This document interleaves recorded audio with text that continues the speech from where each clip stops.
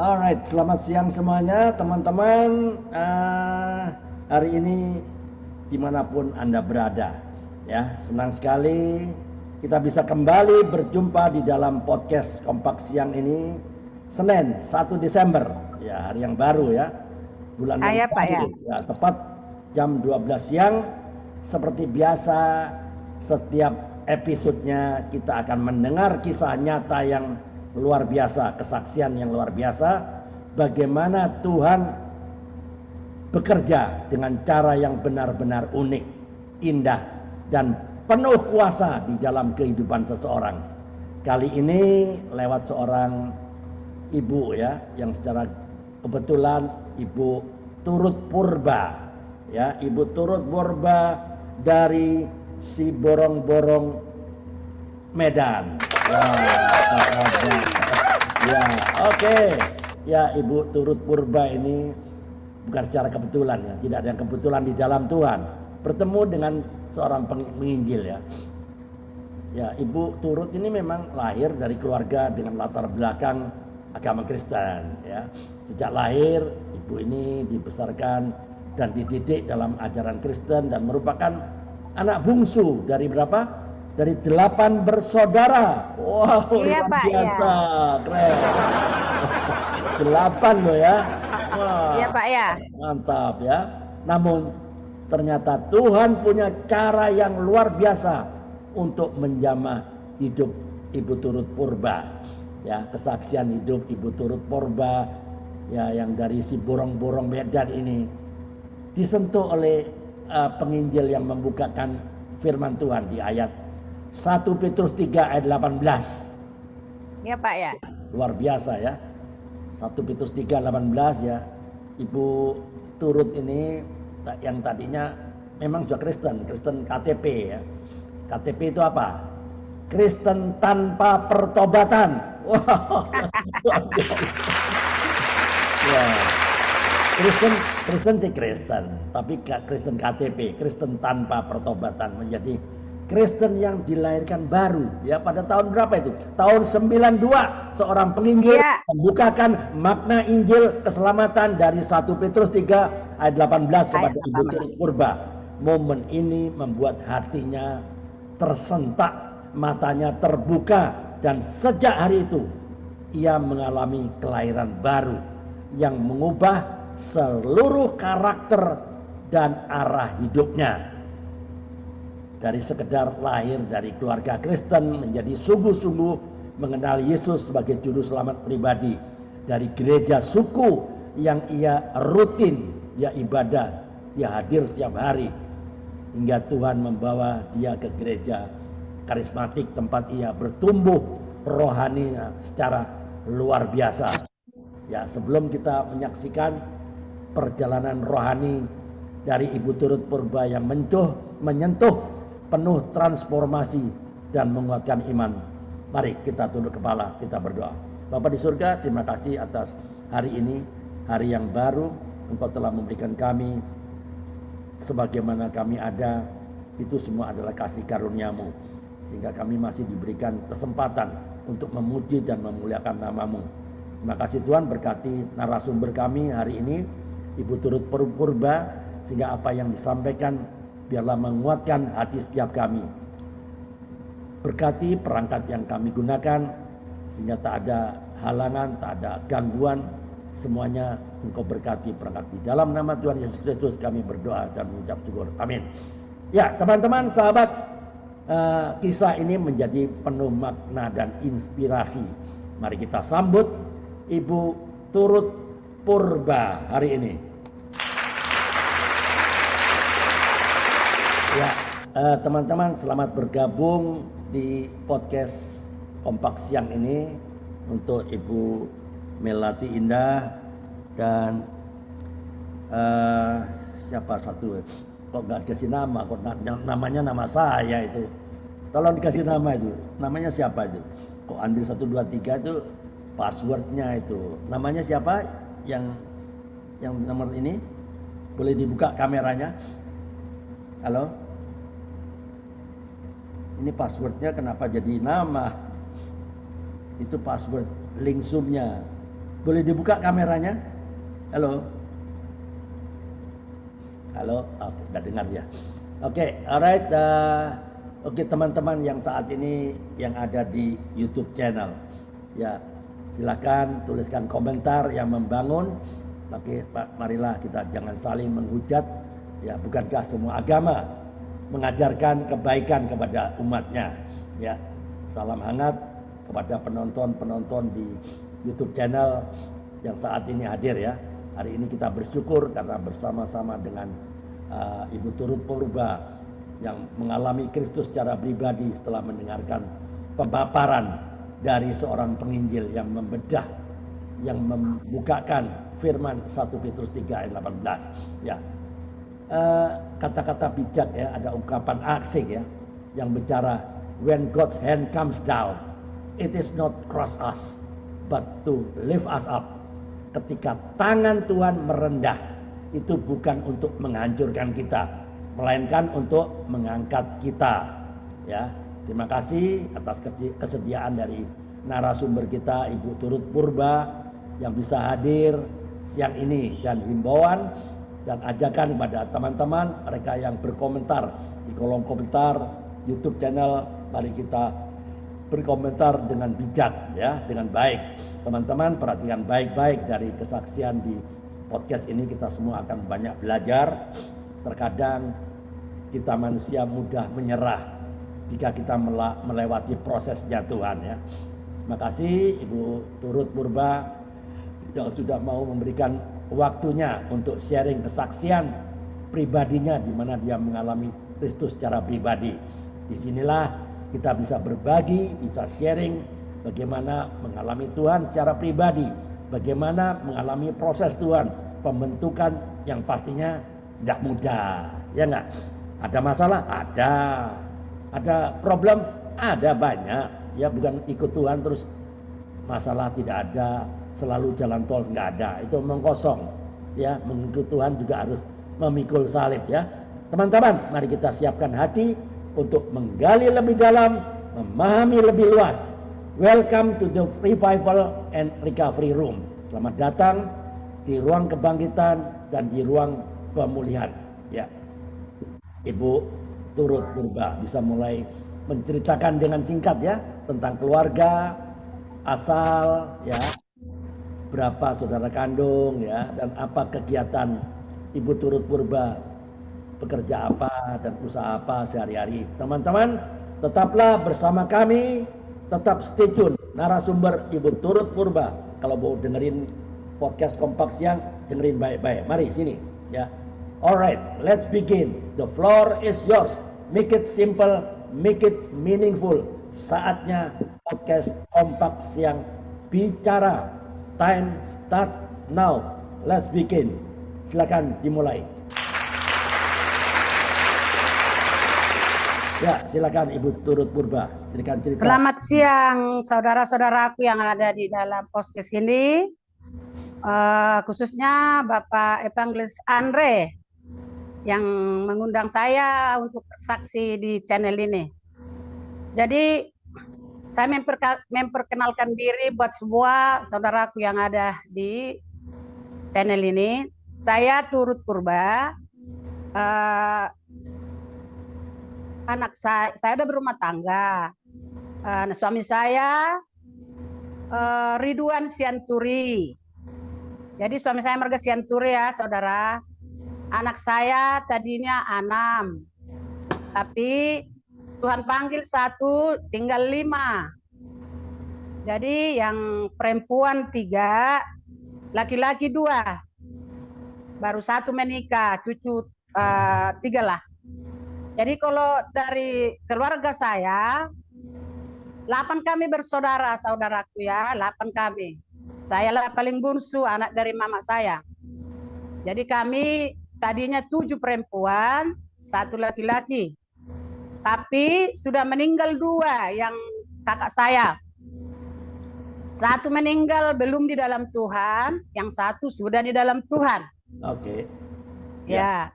Ya. Jadi kami tinggal di Siborong-Borong dekat Bandara Silangit. Kalau ada saudaraku yang tahu di Bandara Tapanuli ya, itulah Bandara Silangit. Kami di sini ya pekerjaan suami buka bengkel, gitulah. Jadi saya bercerita tentang perjalanan hidup saya sebelum mendengar Injil keselamatan, saudaraku. Ya, Mungkin katanya kita ibu turut purba bertemu dengan seorang penginjil ya. Ya, cerita Iya, bagaimana pertemuan ibu dengan sang penginjil pada tahun 92 itu? Kapan? itulah yang mau ceritakan, Pak. Kenapa bisa ketemu di gereja atau di Iya. mana? Bisa ceritakan, silakan. Inilah yang maksud ceritakan, Pak. Oke. Jadi saya menikah tahun 87,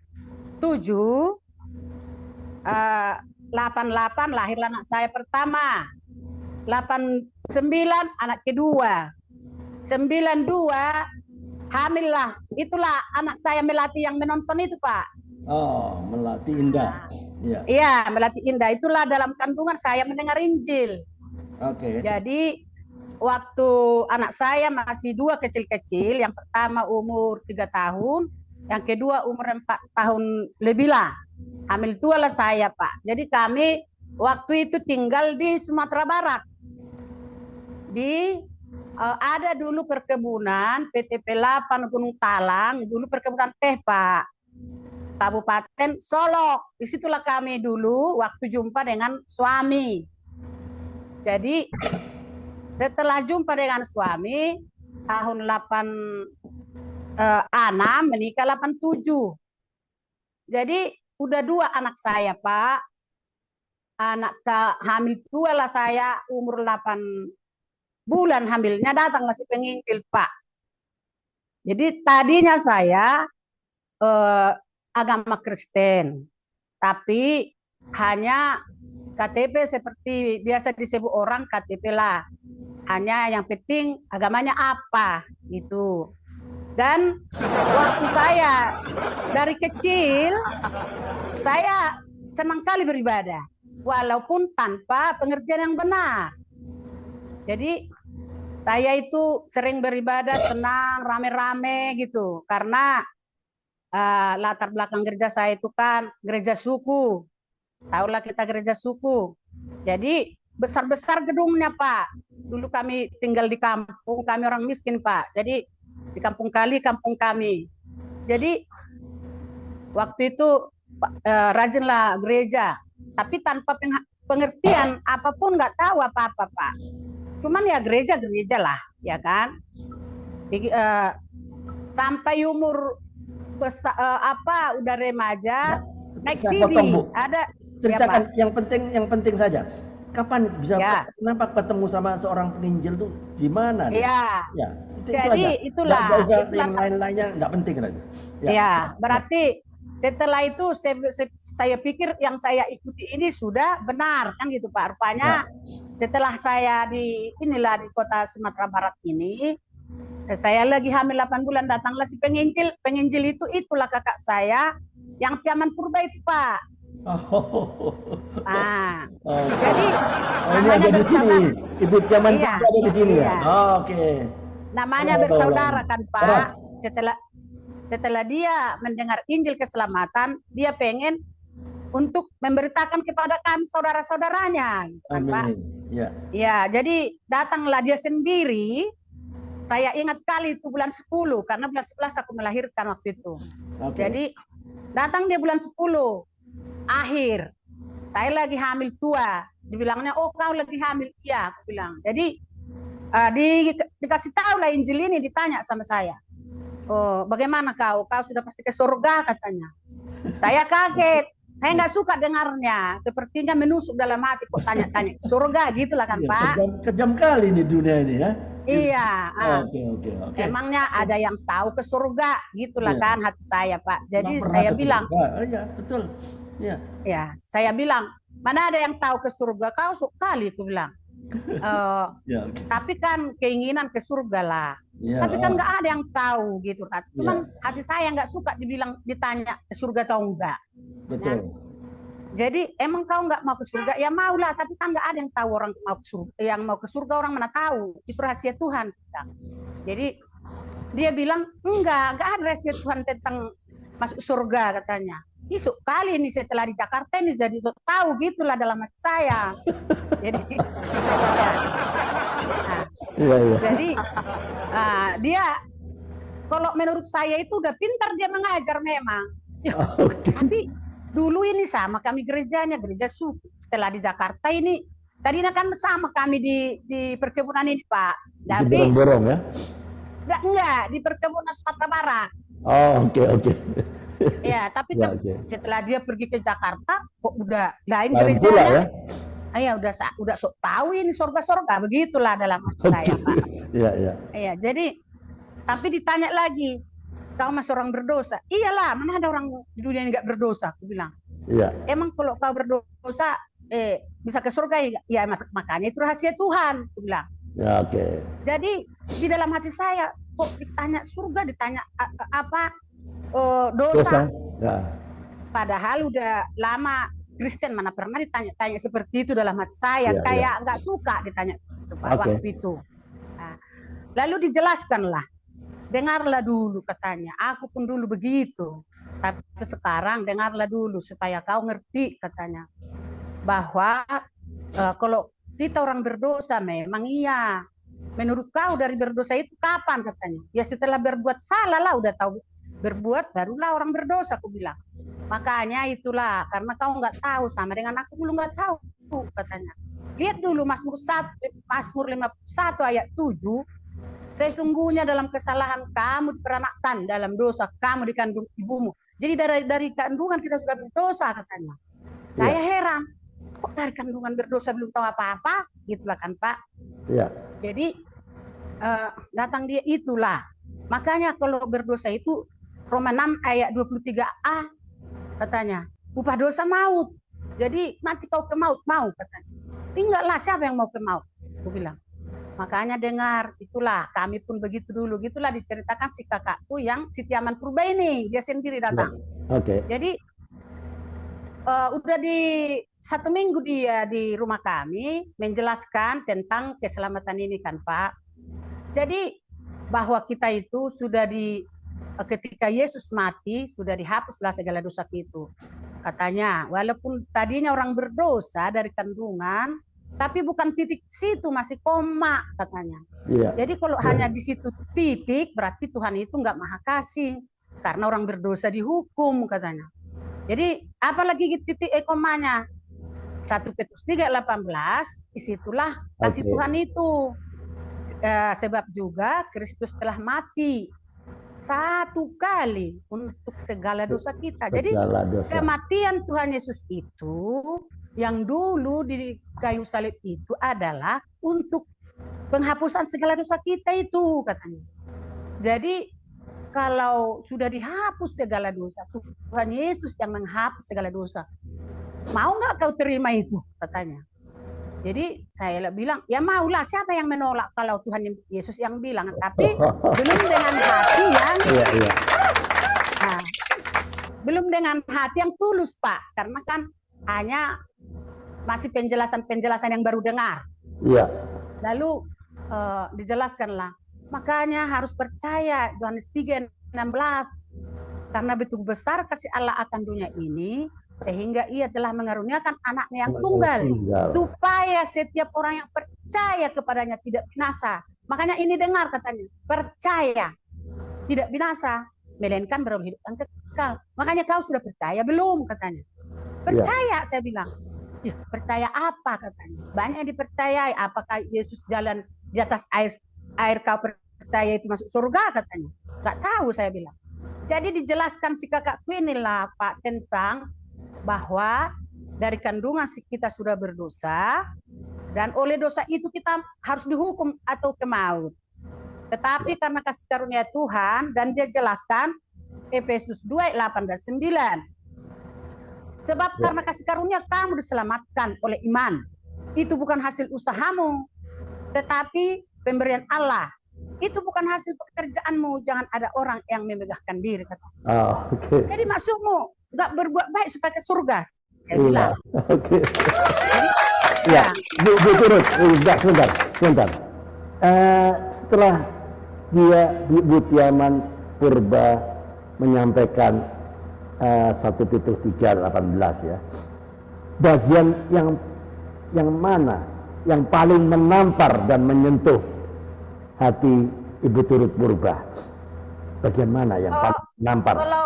ya, karena kan di apa Pak? Bukan, memang iya, cuman kan banyak lagi ayat-ayat yang menunjang ke 1 Petrus 3:18. Contohnya Yohanes 1:29, lihat anak domba Allah menghapus dosa dunia.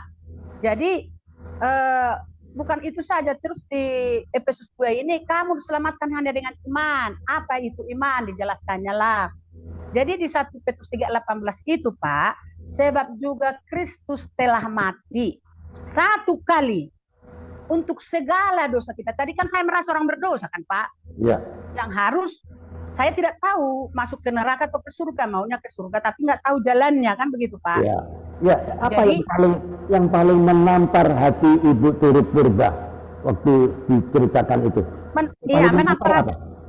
Jadi begini dulu Pak. Jadi waktu itu saya belum ada respon, hanya seperti itu dulu. Karena kan nggak seperti membalikkan tangan menerimanya. Ya. Cuman seminggu dia di situ menjelaskan itu, saya belum bisa menerimanya 100%. Tapi dia pulang lagi ke Sumatera, ke saudara-saudara yang lain untuk memberitakan Injil lagi. Jadi kan waktu dia bersaksi dia bilang jalan dia ke saudara-saudara, memang betul. Dia adalah penginjil yang memang betul-betul mengasih waktu untuk menginjili saudara-saudara dengan orang lain juga. Jadi pulang dia terngiang di dalam telingaku terus yang dibilangnya. Katanya sudah segala dosa dihapus, bukan karena berbuat baik, percaya segala dosa dihapus. Jadi terngiang karena menurut saya, selalu saya bilang saya orang berdosa, saya nggak layak ke surga, harus berbuat baik supaya ke surga. Itu nggak ada pikiran saya, rupanya sebaliknya Pak. Jadi sebulan kemudian Pak, seminggu lagi aku akan melahirkan, udah mulai sakit-sakitan. Datang lagi mereka dengan suaminya, itu abang ipar saya. Iya, barulah belajarlah kami jelas. Terus terang benderang. Diambillah satu kertas, baru dicontolkan ke dinding. Belajar kami Pak, dijelaskanlah mendetail tentang keselamatan itu Pak.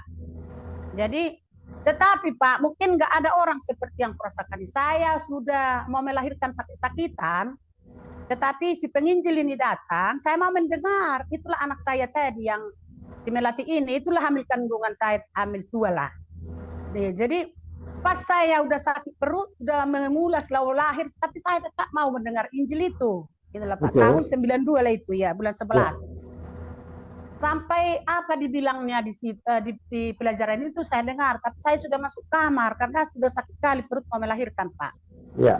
Jadi ketika mereka dibilang barang siapa percaya dapat hidup kekal, tersentuh hati saya, saya percaya selama ini, tapi nggak ngerti apa yang kupercayai gitu Pak. Iya. Hanya percaya, ibu saja pun percaya, tapi tidak selamat. Lalu percaya apa gitulah? Itu yang terngiang di hati saya Pak. Rupanya harus percaya kita kepada kematian Tuhan Yesus itu adalah penghapusan segala dosa kita dan sebagai juru selamat kita yang menyelamatkan kita dari segala dosa kita. Itulah intinya ya kan Pak. Jadi setelah belajar seperti itu, 1 minggu juga orang itu di situ, tapi saya sudah melahirkan besoknya. Jadi melahirkan besoknya, orang itu seminggu kemudian pergi lagi. Jadi udah jelas memang pelajaran itu diajarkan oleh si suami kakakku ini atau abang ipar saya, bahwa masuk surga itu jalannya hanya Yesus yang sudah mati di kayu salib untuk menghapus segala dosa kita, dan kita sudah dibeli lunas. Itulah 1 Korintus 6 ayat 20. Sebab kamu telah dibeli dan harganya telah lunas dibayar. Dulu saya nggak tahu itu ayat Pak. Karena rupanya kita dibeli Tuhan dari dosa, ya kan? Iya. Saya pikir ya udah ibadah, pergi gereja, tiap minggu ibadah, nggak ngerti apa-apa. Rupanya dijelaskan di Alkitab kita yang sempurna ini Pak, bahwa kita sudah dibeli lunas dibayar. Jadi kalau lunas dibayar, saya pikir-pikir tidak ada lagi yang kurang. Sudah lunas dibayar oleh darah Tuhan Yesus. Puji Tuhan, bersyukurlah, berarti saya tidak ada lagi dikuasai oleh dosa lagi, karena sudah ditebus Tuhan dengan darahnya yang mahal. Itulah ya kan Pak. Ya. Jadi lalu pulanglah orang kakakku ini, saya udah melahirkan 1 minggu. Tetapi terngiang-ngiang dalam hati saya, dalam pikiran saya tidak tenang. Saya bicara dengan suami saya, kayak mana Pak dengan Injil itu? Kau terima atau enggak? Aku bilang. Datang suami saya, itulah yang semua dibilangnya benar, nggak ada yang salah. Tapi selama ini kita nggak pernah dengar, walaupun kita udah agama Kristen katanya. Iya. Jadi kayak mananya ini? Aku bilang. Itulah katanya kan. Kami selalu, apalagi aku pribadi Pak, nggak tahu suami ya nggak, karena saya yang merasakan hati saya ini nggak tenang Pak. Takut saya mati masuk neraka lagi, gitu Pak. Ya, oke. Ya. Jadi saya bilang, kayak mana saya kalau mati nanti di sini? Hanya pelajaran seperti itu, kalau berdosa masuk surga. Tuhan Yesus sudah mati hapus dosa, segala dosa dihapus segala. Sedangkan aku banyak dosa. Itu aja yang selalu kupikir-pikir ya kan Pak. Ya. Pas udah lahirlah anak saya ini tahun 92 bulan 11. Jadi si bapak suami saya ini kan kerja di perusahaan Pak. Perusahaan dia udah ada golongannya lah di sana ya Pak. Udah lumayan lah kerjanya gitu. Tapi saya tidak tenang walaupun dia di sana lumayan kerja, ada rumah dikasih sama kami, bisalah dibilang lumayan hiduplah di sana. Tapi saya tidak tenang Pak, karena memikirkan hidup kekal. Walaupun misalnya di sini kami nanti aman hidup dunia, tapi bagaimana hidup kekal? Padahal nggak ada kami tahu nanti kalau ke gereja suku lagi kami balik, nggak ngerti apa-apa, disesatkan lagi nanti. Sedangkan di sini ada pengajar yang benar, gitu kan Pak? Iya. Lalu? Jadi, ya, lalu saya bilang sama suami, ini udah bulan 2 Pak, bulan 2 ya, tahun 93. Aku bilang lah Pak, kita pindah aja lah ke Tangerang. Saya bilang. Jadi datang si bapak, apa kerjaku nanti di sana? Iya Pak, saya takut mati di sini, masuk neraka nanti Pak, aku bilang. Jadi biasanya Pak, kalau kami kerja di perkebunan itu, kalau sudah bergolongan tiap tahun naik apanya golongannya gitu Pak. Iya betul. Jadi tapi yang keluar biasa golongan ini bulan 3 gitu Pak. Jadi kami bulan 2 inilah berbicara. Saya ajak si suami saya pindah ke Jakarta saking takutnya mati di sana saya gara-gara Injil ini Pak. Jadi padahal anak saya masih sebentar, kenapa harus pindah ke Jawa? Kan di situ kan bisa cari gereja yang pas gitu loh. Kenapa? Tapi udah aku bilang tadi Pak, hanya gereja suku di sana. Di ada lagi kan? Ada gereja lain? Enggak. Dan memang ada pun gereja lain kan kita memang karena belum tahu apa-apa Pak, nggak tahu apa-apa sama sekali. Jadi setelah kita tahu, oh gini rupanya di Alkitab ini.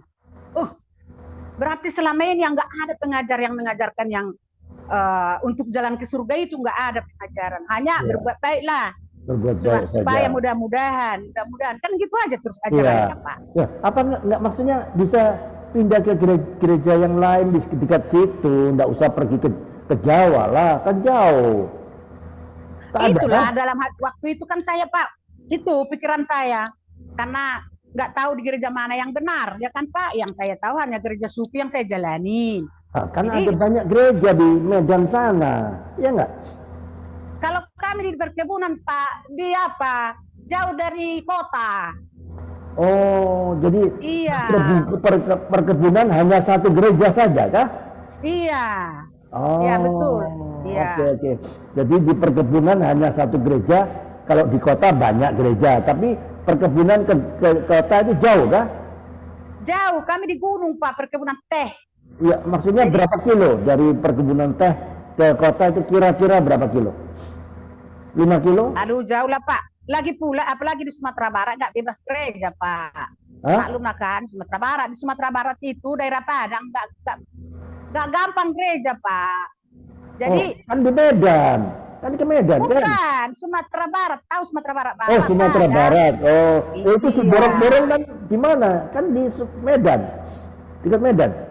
Sekarangnya saya Pak, kan ceritaku ini dulu ini Pak. Dulu di mana? Di Sumatera Barat ya? Iya, tadi kan ceritanya.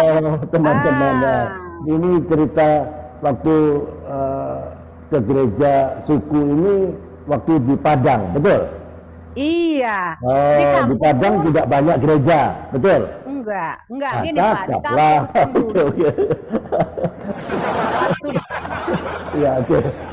Di Padang tidak banyak gereja, hanya satu gereja suku saja. Sedangkan gereja ya, suku tidak mengajarkan kebenaran, betul? iya Nah, Pak. oke. Jadi ya, Lalu lalu apakah tidak ada eh, ibu turut Purga nggak pergi ke pendetanya? Pak Pendeta, bisa tolong diajarkan mengenai Injil keselamatan supaya banyak orang bertobat dan lahir baru. Nggak pernah gitu ya sama pendetanya? justru kan ajaran mereka yang menyesatkan kita. Bagaimana kita pun belum berpengetahuan Pak tentang kebenaran itu. Jadi mau ngomong apa kita sama pendeta belum tahu apa-apa. Loh, kan Mereka kita tahu juga, itu 1 Petrus 3. Itu sampaikan ya, kepada pendeta lah. iya, Betul, kalau kan? disampaikan, kalau nanti kita misalnya kita ungkapkan, nanti dijawabnya yang lain kita nggak tahu jawab lagi Pak, karena kita belum ada pengertian yang belajaran yang lebih ngerti gitulah Pak. Hanya masih sekedar itu saya dengar. Jadi takutlah bicara sama orang Pak, nanti dibilang kita orang sesat.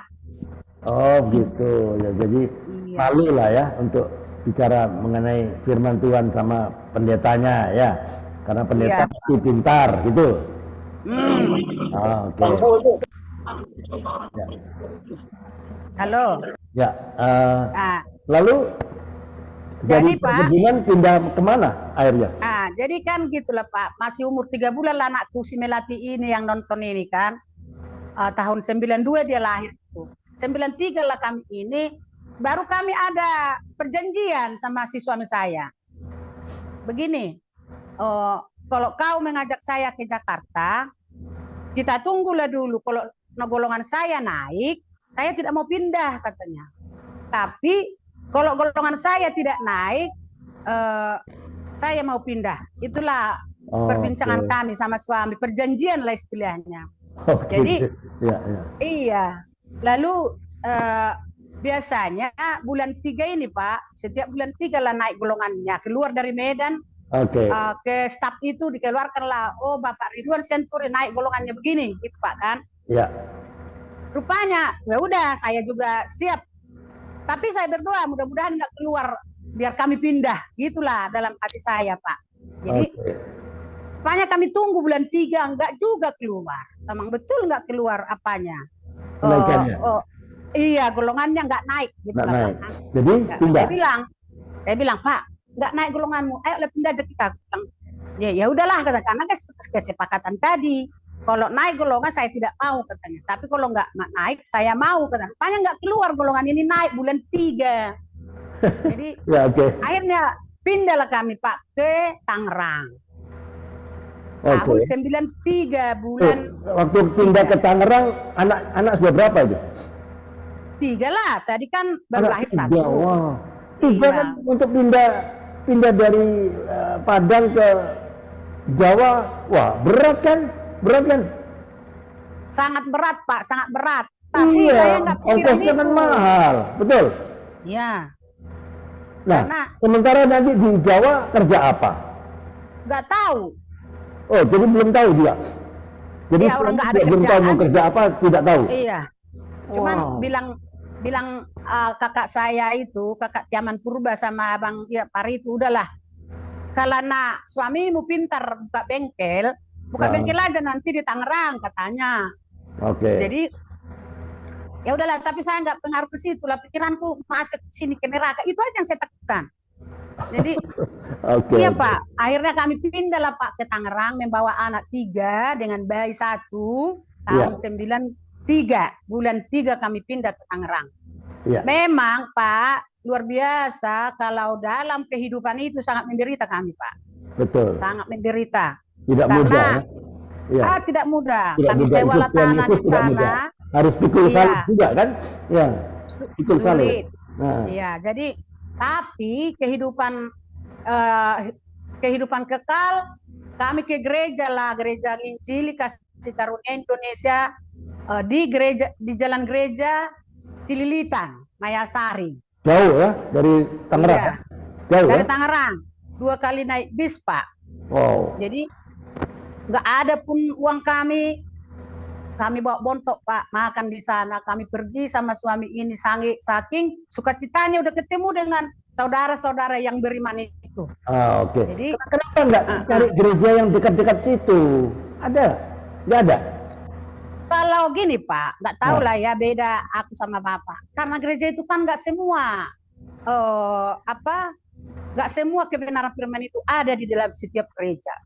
Kalau udah semua, berarti sudah semua lah ke surga, biar Kristen Pak. Bukan begitu maksud saya. Apakah kan ada banyak gereja daerah situ, kan bisa.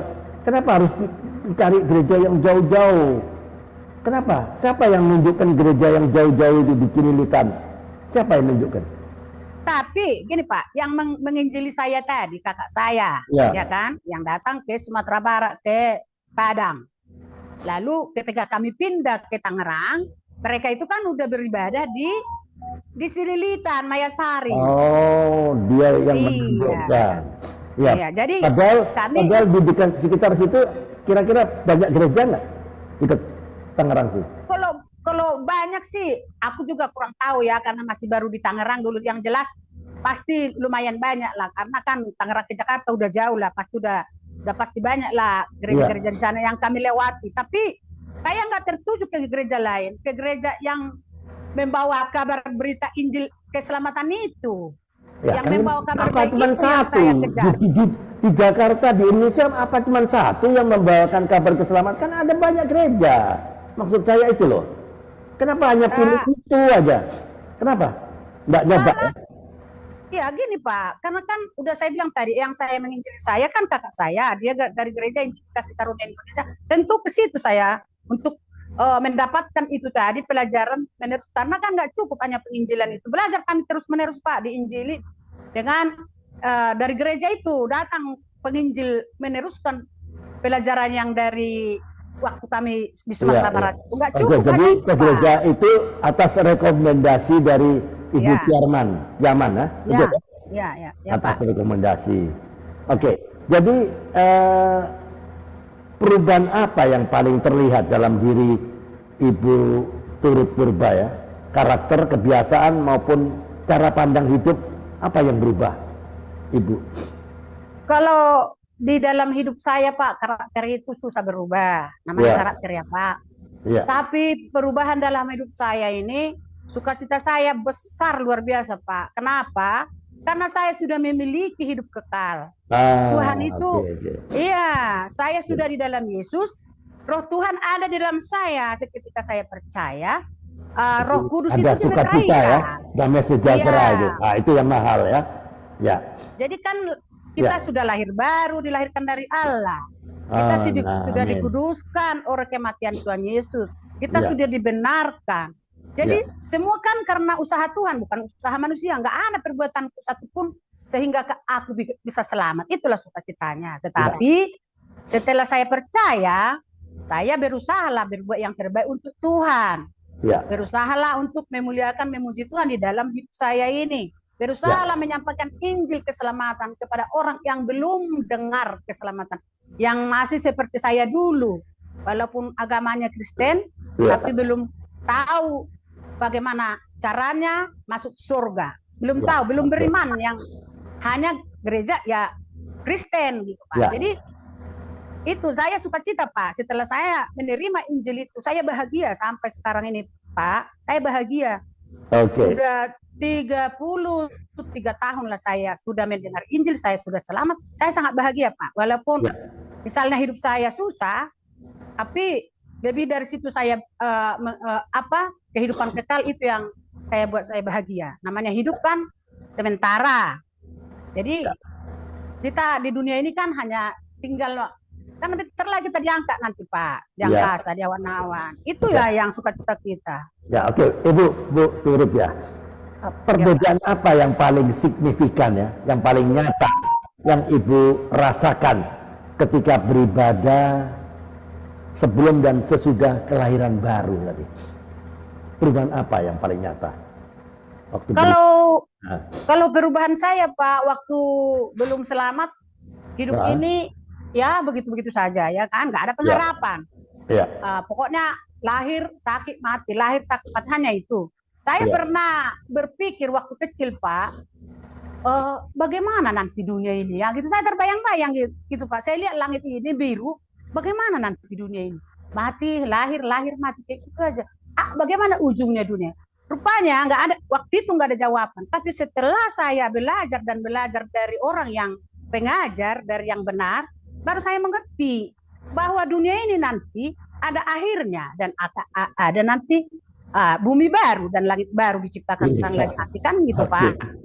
Jadi manusia yang percaya diangkat ke surga. Kalau nggak percaya nanti udah kena antikristus, angka 66. Jadi bahagialah, Pak. Jadi sukacita, walaupun kita misalkan sakit, bahagia sekali karena kita kan, aku udah milik Tuhan, udah pasti ke surga. Amin. Itu yang membuat kita bahagia, Pak. Walaupun bagaimana hidup ini, tantangan hidup mah biasa, Pak. Iya, pastilah. Pasti ada ya. Iya. Ya, waktu begini Bu, waktu Ibu sudah penuh ya, sudah mengalami kelahiran baru, sudah mengerti jalan keselamatan. Tapi Ibu merasakan, wah, problem ini makin lama makin tidak makin sedikit, makin besar, makin kehidupan makin berat, ya enggak? Iya, Pak. Suami harus menghidupi, tapi karena di tempat yang baru kelihatannya susah. Kok rasanya Ibu pernah nggak merasakan hal seperti ini? Loh, saya tidak. Saya ikut Tuhan kok. Rasanya kok kenapa susah, kenapa hidup saya menderita? Orang yang di sana yang orang jahat, orang korupsi kok hidupnya dia enak-enak. Orang jahat, pemabuk, penjudi, kelihatannya orang hidupnya enak-enak. Saya ingin mengikut Tuhan, mengerti jalan keselamatan, mengerti kelahiran baru. Kok hidup saya susah? Pernah nggak berpikir seperti itu, Bu? Silakan. Oke, terima kasih, Pak. Kalau saya tidak pernah berpikir kayak gitu, Pak. Oke. Kenapa? Karena Tuhan menjanjikan bukan dunia, Pak. Iya. Bukan kehidupan di dunia, tapi Tuhan menjanjikan hidup kekal di surga. Walaupun Tuhan memberkati kita dalam hidup ini, tetapi bukan janji Tuhan kalau engkau mengikut aku, engkau harus begini. Nggak begitu, Pak. Nggak susah kau, nggak ya, harus senang kau. Nggak ada janji Tuhan seperti itu. Justru Tuhan bilang, siapa mengikut aku harus menderita. Kan gitu, Pak. Nah. Oke. Ya. Oke. Nah, jadi kami memang sangat menderita, Pak. Setelah ke Tangerang, kehidupan sangat menderita. Karena apa? Karena kami di sana nyewa tanah, bukan nyewa rumah, tanah. Dibelilah seng-seng bekas untuk disekap satu kamar, biar situ kami buka usaha bengkel. Betul. Tapi usahanya nggak laku. Itulah, Pak, nggak laku. Apanya nggak laku? Bengkelnya, buka usaha bengkel. Belum laku, bukan nggak laku, belum laku kan belum tahu. Memang nggak laku, Pak. Sampai ujungnya juga begitu kan. Sampai kakak saya Tiaman itu Purba sering mengantar beras buat kami biar bisa kami makan.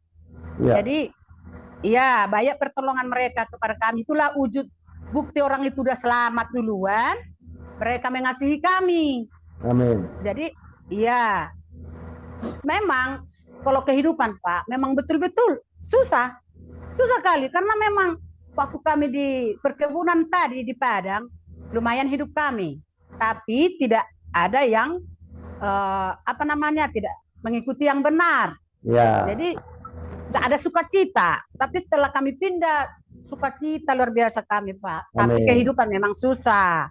Ya. Karena di sana pengajar-pengajar, pelayan, bahkan pendeta-pendeta sangat mengasihi, Pak. Dibuktikan mereka lah bahwa mereka itu orang sudah beriman.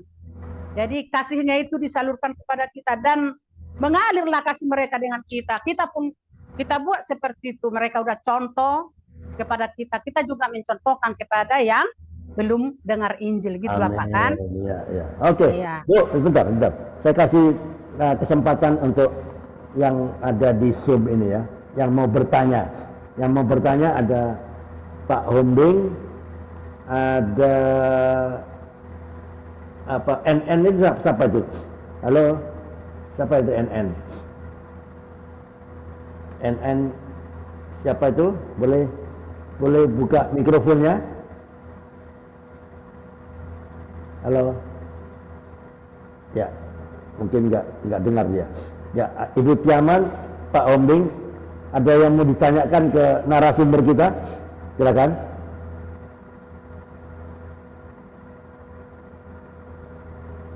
Ya, oke, nggak ada. Oke, yang di YouTube channel. Ini ada orang yang di YouTube channel yang sedang menonton ini sudah mulai banyak. Ya, ada yang bertanya ini ke saya, tolong ditanyakan ke narasumber. Berapa lama Pak suami Ibu turut buka bengkel tapi nggak laku, tapi akhirnya bengkelnya bisa laku dan hidupnya diberkati Tuhan. Kira-kira berapa lama mengalami masa-masa masalah itu? Silakan. Kalau masalahnya Pak, mulai kami di Tangerang nggak ada laku-lakunya Pak, karena buka bengkel orang Batak sama orang Cina nggak seimbang Pak. Iya. Malumlah kalau orang Cina nggak bisa disaingi Pak. Oh, karena alat-alatnya lengkap gitu ya? Iya, dan semua barangnya lengkap. Kita mah orang nggak punya dikit modal ya, ada apa-apa. Hanya hanya kunci-kunci doang. Kayak mana lah dibuat. Jadi kalau orang Cina udah tahu lah Pak seperti apa usaha itulah. Jadi lama lah Pak sampai saya akhirnya saya berusaha mengkreditkan barang. Kredit barang lah Pak. Kredit barang. Iya, beli baju. Okay. Ya, saya jalan-jalan untuk bisa menghidupi keluarga kan? Ya, iya Pak. Akhirnya bisa. Itu pun ya banyak macet-macet. Banyak orang macet juga. Ya? Iya, nggak mau bayar, ngutang apalah macam juga Pak. Kehidupan itu memang betul-betul sangatlah susah, tapi sukacita karena Tuhan Yesus membuat kita sukacita. Amin. Ya, kapan Ibu ekonominya membaik itu kapan kira-kira? Jadi udah 6 tahun kami di Tangerang Pak, ya. 6 tahun Pak. Lahirlah anak saya keempat perempuan, itu sekarang tinggal di Tangerang juga. Lalu tahun 98 kerusuhan lah. Oh ya. Kerusuhan. Ya. Iya, tahun 99 pindahlah kami ke Medan, ke kota Medan lah. Oh, pindah lagi ya? Iya.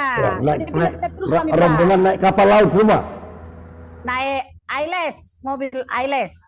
Oh, naik darat dari transportasi darat ya? Iya. Oke. Saya bawa lah anak saya 4 orang. Dari Padang tadi 3 orang ku bawa ke Tangerang. Kalau dari Tangerang 4 orang ku bawa ke Medan karena udah lahir satu di Tangerang. 4 orang lah ke Medan Pak. Ya. Sampai di Medan juga ya susah juga kehidupan Pak. Kayak mana lah, dari mana enaknya, bukannya PNS, bukannya pegawai, bukannya ada modal. Ya begitulah. Jadi supir-supir lah si Bapak suami saya di Medan Pak. Jadi apa, supir? Supir. Oke. Kenapa nggak balik ke perkebunan lagi? Nggak mau? Nggak bisa lagi dong Pak. Udah keluar kita dari sana, nggak gampang lah, nggak bisa lagi. Pak. Iya. Jadi setelah di Medan Pak, lahirlah anak saya 2 lagi, laki-laki, jadi 6 lah. Jadi supirlah si Bapak ini untuk itu semua. Tapi sebentar Bu. Ibu kan penghasilannya kan belum tentu. Kenapa Ibu mau melahirkan terus? Kenapa? Ibu enggak? Karena jangan dulu lah. Karena kehidupan belum pulih. Apa enggak ada pikiran seperti itu waktu itu? Gimana Bu? Itulah. Kalau orang Batak kan Pak, belum ada laki-laki. Karena kan anak saya hanya cewek semua. Jadi kalau orang Batak harus ada laki-laki supaya ada generasi penerus. Jadi iya. Lahirlah di Medan 2 laki-laki Pak. Oke. Ya. Tapi puji Tuhan Pak, bisanya orang itu sekolah sampai sarjana walaupun susah payah cari kehidupan. Oke. Ya. Dan karena perempuan semua jadi memang kepingin anak laki-laki, nggak apa-apa melahirkan terus ya? Enggak terus lah Pak, kalau udah laki-laki. Oh itu kan sudah dapat 4, masih lagi, kan susah hidupan, gitu. Iya itulah, tapi udah terjadi Pak, udah lahir anak, mau dibilang apa lagi Pak? Iya, maksudnya kenapa nggak ditahan-tahan? Jangan dulu melahirkan dulu lah pelan-pelan karena kehidupan semakin sulit. Tidak ada pikiran begitu kah? Ya Tuhan sudah memberi Pak, ya mungkin itulah yang terbaik bagi Tuhan kan. Kita nggak bisa kita yang mengatur diri kita Pak. Jadi itulah puji Tuhan lah bisa punya anak laki-laki, punya perempuan. Walaupun banyak pergumulan dalam menghadapi situasi hidup untuk memperjuangkan anak Pak. Iya. Oke. Pergumulan yang paling berat menurut Ibu Turut selama ini apa Bu? Bisa cerita? Yang paling berat. Kalau pergumulan hidup saya Pak, kalau namanya cari hidup ini, wah dia biasa lah ya, banyak pergumulan hidup, susah payah mencari kehidupan Pak ya kan, karena bukan kita orang kantoran, bukan orang PNS, bukan apa ya, orang tua kita orang susah. Tapi lepas dari situ Pak, karena kita sudah ditebus oleh Tuhan Yesus, sudah kita menjadi anak Tuhan Yesus, sudah kita menjadi pehwali surga, membuat kita bahagia walaupun susah. Tapi yang membuat saya pergumulan berat Pak, ada satu hal. Itu yang membuat saya sangat nggak bisa terungkap pergumulannya saking beratnya menurut saya. Itulah anak saya laki-laki tidak mau seperti kami untuk ikut beribadah yang benar, mengikuti ajaran yang benar, nggak mau.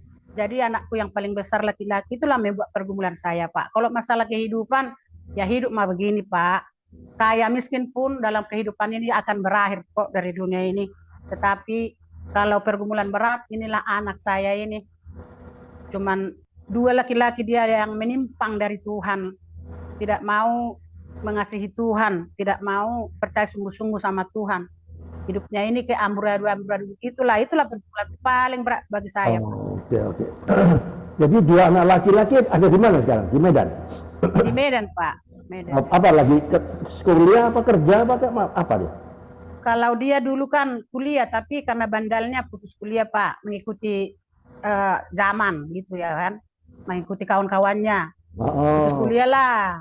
Lalu disuruh kami buka bengkel di kampung, dia nggak mau. Harusnya buka bengkel sendiri, kami buatlah di kota Medan buat bengkel. Iya. Tapi berjalannya waktu, semua yang ada di bengkel itu habis dibuatnya. Dijadikannya. Itulah pergumulan Pak.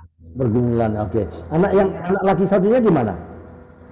Yang kecil ini orang baik, sebaliknya. Di mana dia?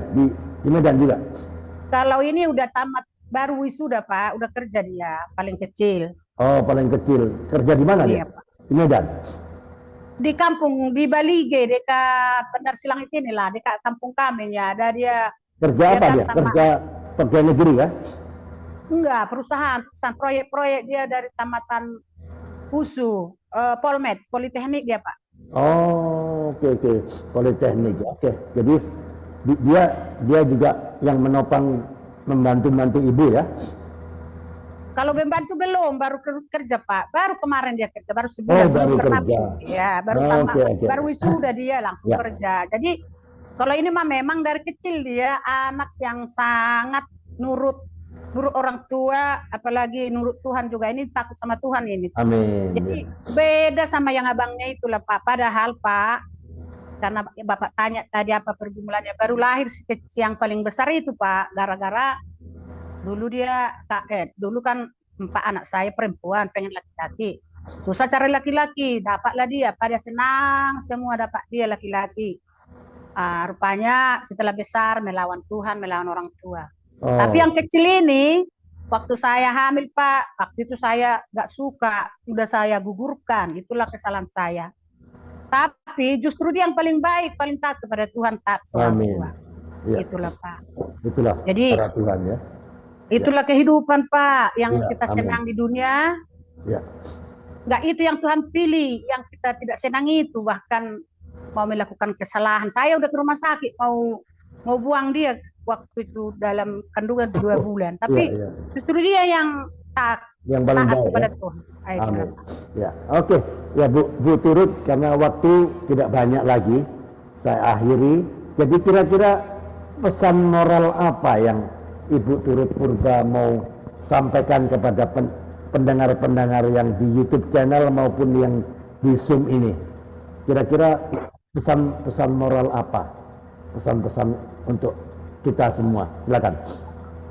Oh, kalau yang bisa saya sampaikan buat semua pendengar di channel Bapak ini, Ya. kita yang hidup ini janganlah kita sia-siakan, biar kehidupan kita ini kita pakailah untuk Tuhan. Kita sungguh-sungguh percaya yang benarlah kepada Tuhan, bukan kita hanya bergereja. Kalau hanya bergereja itu sia-sia, harus mengerti, harus mengimani sepenuhnya bahwa kematian Tuhan Yesus itu sudah menghapus segala dosa kita. Karena itu kita hidup memuliakan Tuhanlah, walaupun banyak tantangan pergumulan dalam hidup ini, biar tetap kita sukacita karena kita bukan tinggal di dunia ini, kita hanya sementara. Dan pengharapan kita pasti ke surga. Dan suatu saat nanti kita akan diangkat ke surga di awan-awan bersama Tuhan Yesus. Itulah sukacita kita. Karena itu saudara-saudaraku, kita giatlah untuk Tuhan. Semoga kita sehat selalu di dalam kehidupan ini dan tetaplah kita maju untuk pelayanan Tuhan. Ya, kira-kira begitulah Pak. Amin. Ya, oke teman-teman.